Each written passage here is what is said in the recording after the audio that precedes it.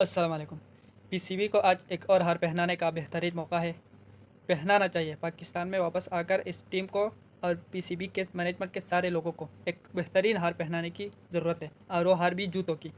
कितनी घटिया परफॉर्मेंस, कितनी घटिया। और ख़ासकर उन लोगों को, शुएब जट, फुरकान भट्टी, सिकंदर बख्त और इस तरह के जो और भी लोग हैं, वसीम अकरम, शुएब अख्तर, ये भी कभी कभी बीच में आते हैं, अहमद शहजाद, इन सबको जूतों का हार पहनाना चाहिए आज। कितनी शर्म की बात है। पिछले 2020-2021 में जब पाकिस्तान का टीम बांग्लादेश गया, बाबर, रिजवान, शाहीन, इन तीनों उस टीम में थे और उस टीम के बेहतरीन प्लेयर थे। तो 3-0 से बांग्लादेश को हराया था इन्होंने। मोहम्मद नवाज़ भी था उस टीम में, शादाब खान, ये लड़के भी थे। आज का टीम देखे और आज की टीम का परफॉर्मेंस देखे, क्यों? क्योंकि इन्होंने बाबर, रिजवान, शाहीन को तीनों को निकाल दिया।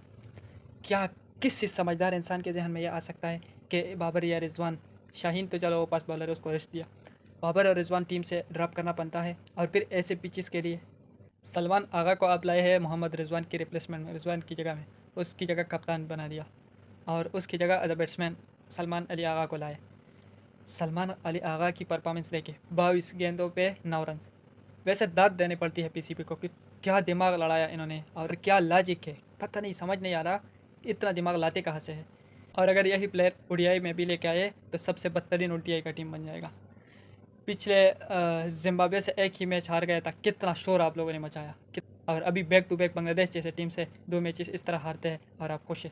आपको कोई परवाह नहीं है, आपको कोई फ़र्क नहीं पड़ता। फुरकान भट्टी, वो जिसका कान ना हो यार, वो क्या बात कर सके, क्या सुन सकेगा, क्या समझ होगा उसका।